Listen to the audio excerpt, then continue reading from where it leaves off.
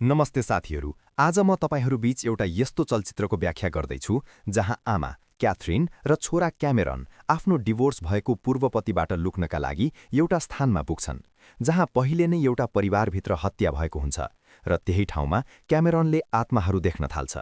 चलचित्रको सुरुवातमा हामी क्याथरिनलाई देख्छौं, जसले प्रहरीलाई फोन गरेर मेरो घर बाहिर मेरो पूर्वपति गाडीमा 2-3 दिनदेखि आएर बसेको छ, कृपया उसलाई यहाँबाट लैजानुहोस् भन्छिन्। तर प्रहरीले त्यो तपाईको पति नहुन पनि सक्छ, तपाईलाई भ्रम भएको हुन सक्छ भन्दै फोन काटिदिन्छ। फोनमा बोलेको सुनेर त्यहाँ छोरा क्यामेरन पनि आउँछ र उनीहरू त्यहाँबाट सामान तयार गरेर रातारात भाग्छन्। उनीहरू भागेर सुनसान, रमाइलो र सानो शहरतिर जान्छन्। उनीहरूलाई त्यहाँ लैजान केन आर्मस्ट्रङ नाम गरेको मानिस आउँछ। उनीहरू एकदम शान्त र पुरानो घरमा सर्छन्, तर त्यो घर क्यामेरनलाई एकदमै डरलाग्दो लाग्छ र उसले त्यहाँ भएका हरेक कुरालाई ध्यान दिन थाल्छ। त्यत्तिकैमा उसले एउटा ताल्चा लागेको कोठा देख्छ र किन बन्द छ भनेर सोध्छ। केन आर्मस्ट्रङले त्यो तलको कोठा आपतकालीन ढोका भएको स्थान हो, जहाँबाट बाहिर निस्कने बाटो पनि छ भन्छ। यो सुनेपछि उसलाई त्यो कोठामा जाने जिज्ञासा झन बढ्छ। ऊ र उसकी आमा घरका कोठाहरू हेर्दै जाँदा ऊ पूर्ण रूपमा बिग्रिएको र पुराना सामानले भरिएको त्यो कोठामा पुग्छ। त्यत्तिकैमा कसैले उसको नाम लिएर बोलाउँछ। यो सुनेर ऊ डरले भुइँमा लड्छ। त्यसपछि उसकी आमा के भयो भन्दै आउँछिन्। उसले केही भएको छैन, चिप्लिएर लडेको मात्र हो भन्छ। अर्को बिहान स्कुल जाँदा पनि उसलाई बारीबाट क्यामेरन भनेर बोलाएको सुनिन्छ। उसले सबै व्यवस्था गरेर बस चढेर स्कुल जान्छ। स्कुलको पहिलो दिन खासै राम्रो हुँदैन। ऊ घर फर्कदा आमाले घरमा नभएको नोट भेट्छ र फेरि बेसमेन्टको कोठामा जान्छ। त्यत्तिकैमा पछाडिबाट यहाँ के गर्दैछौ भन्दै कोठा सफा गरिरहेको मानिसले सोध्छ। उसले सहयोग गर्न खोज्छ र पहिले यहाँ कोही केटा बस्थ्यो, त्यो केटाको नाम के हो भनेर सोध्छ। तर उसले धेरै प्रश्न नगर्न भन्दै व्यवस्था गर्छ। त्यत्तिकैमा उसकी आमा आउँछिन् र सामान भित्र लैजान लगाउँछिन्। डिनरपछि ऊ आफ्नो कोठामा पढ्न जान्छ। त्यत्तिकैमा उसलाई छेउको घरबाट कसैले बोलेको जस्तो लाग्छ। उसले हेर्दा अनौठो कुरा देख्छ र डराउँछ। फेरि क्यामेरन भन्दै आवाज र कुकुर भुकेको आवाज आउँछ। केही बेरपछि सबै शान्त हुन्छ र त्यहाँ कोही हुँदैन। दृश्य परिवर्तन भएर स्कुलको शौचालयमा देखाइन्छ, जहाँ केही केटाहरूले तिमी त्यही पुरानो घरमा बस्ने होइनौ भनेर सोध्छन्।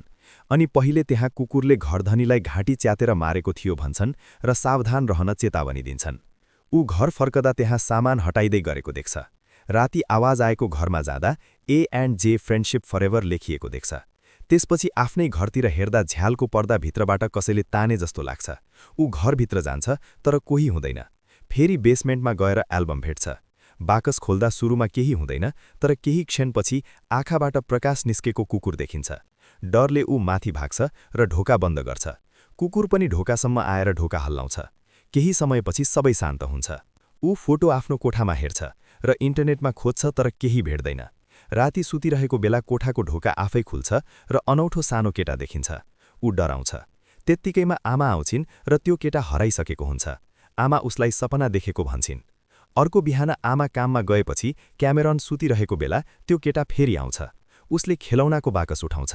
क्यामेरन उठेर तिमी साँचो हौ भन्छ। केटाले पहिले यहाँ परिवार बस्ने, आमाको मृत्यु भएपछि बुबाले कुकुर पालेको र नराम्रो काम गरे ठूलो घटना हुने बताउँछ। त्यसपछि ऊ फेरि हराउँछ। यसले क्यामेरनलाई घरको रहस्य थाहा पाउने उत्सुकता बढाउँछ। ऊ मिस्टर सिंहको घरमा गएर फोटो एल्बम हेर्छ र त्यही केटाको परिवारको फोटो देख्छ। मिस्टर सिंह आएपछि ऊ भाग्छ। फर्कदा फेरि मकैबारीबाट आवाज आउँछ। अचानक कुकुर रिसाएर हेर्छ। केटाले भाग्न भन्छ र ऊ घरतिर भाग्छ। पछि क्यामेरनले हरेक रात सपनामा हत्या भएका दृश्यहरू देख्न थाल्छ र लासहरू तलामाथि रहेको बताउँछ। उसले आमा र केनलाई सुनाउँछ। प्रहरीले जाँच गर्दा केही भेटिँदैन, तर मिस्टर सिंहले केही लुकाएको जस्तो देखिन्छ।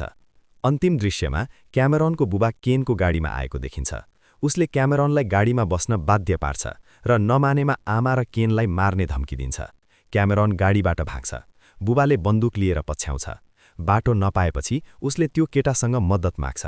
केटाले बाटो देखाउँछ। बुबाले समाते पनि त्यसअघि कुकुर आएर बुबालाई मारिदिन्छ र क्यामेरन भाग्छ। बिहाल मिस्टर सिंहले अर्को केटाको लास भेटिएको बताउँछन्। त्यसपछि थाहा हुन्छ त्यो केटाको नाम ज्याकी थियो। उसको बुबाले उसलाई घर बाहिर जान दिनुहुन्थेन। एक दिन बाहिर गएको थाहा पाएपछि कुकुरसँग मार्न लगेका थिए, तर चिप्लिएर लड्दा कुकुरले बुबालाई नै मारिदियो।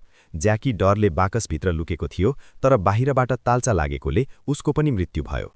पछि हत्या भएका लासहरू भेटिन्छन् र प्रहरीले लैजान्छ। अन्त्यमा क्यामेरन र उसको नयाँ परिवार ज्याकीको समाधिस्थलमा देखिन्छन् र चलचित्र समाप्त हुन्छ।